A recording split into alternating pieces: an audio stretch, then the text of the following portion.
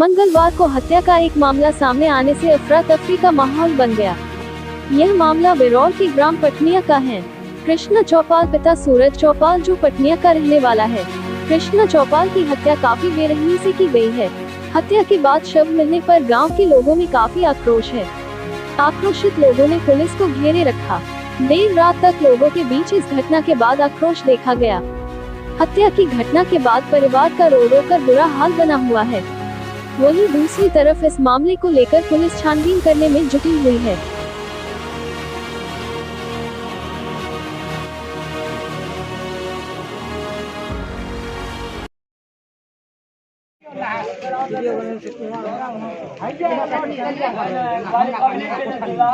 ये साहब वीडियो बनाने की धमकी दे रहे हैं।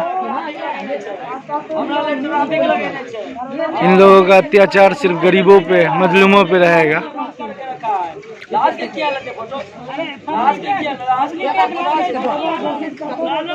ये अभी आई हैं 12 घंटे के बाद। रात का 12 बज रहा है और ये लोग अभी पहुंचे हैं। छोटका लोग बेटा मरिए